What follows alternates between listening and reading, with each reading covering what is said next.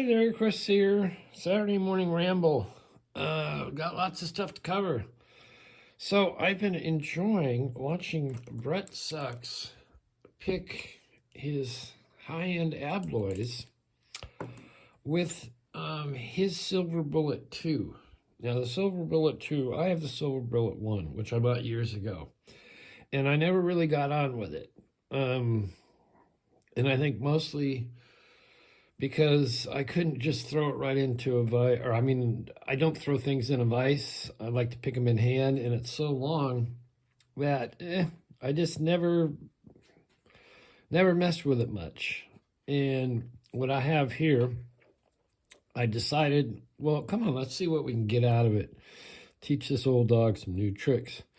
So here you see, I've picked the simplest of disc detainer locks. I'm starting at the beginning. And here's our bitting here. It does not get much easier than that. Well, it doesn't get any easier than that, really. But if I pick it with this guy, I got to set my pins, and then at the end, do a counter rotation because it's rear tension. This is front tension. I'm sorry.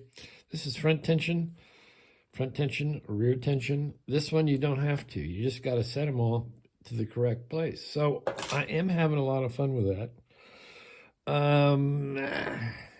I really have trouble pulling the trigger on the Silver Bullet 2. I got some issues with them, but we won't go into that. It's, for me to get it here in the US, it's over $700. On the other hand, it has all the hot tips, and I mean really the hot tips for picking abloys. So there you go. There's that. Thank you, Brett. I do enjoy your videos, and I do enjoy your Silver Bullet 2. Someday I may pull a trigger on that. We'll see. Look at here. Look here. Get that thing off my screen.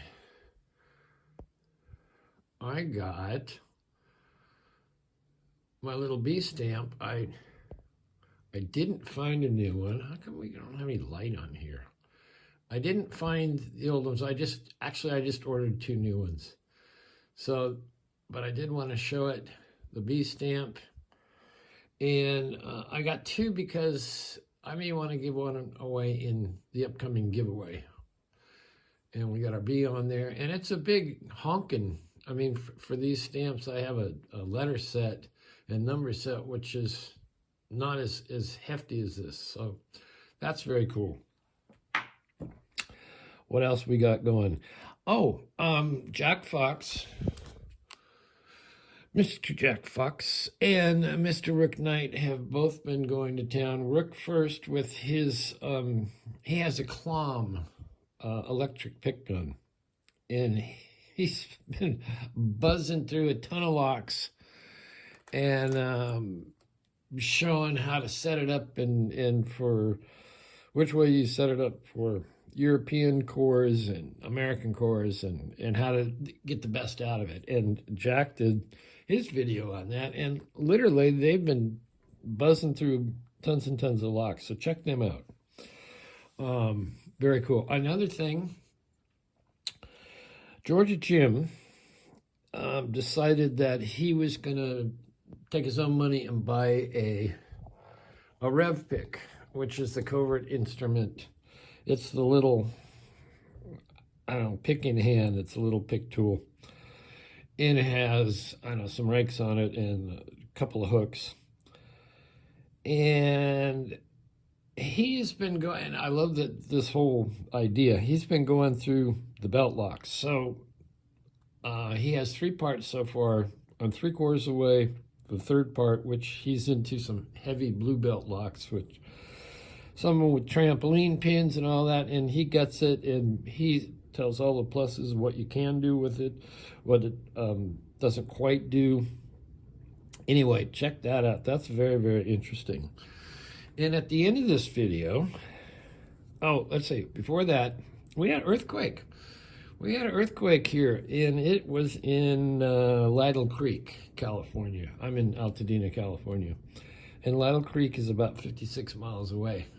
And it was in the afternoon. I was laying down reading, and Slinky was cuddled up and sleeping on the backside of my knees. So she was all curled in there, and I felt a jolt. And oftentimes Slinky will have a dream and, jolt or start. So I looked at her, and she wasn't moving. She was totally asleep.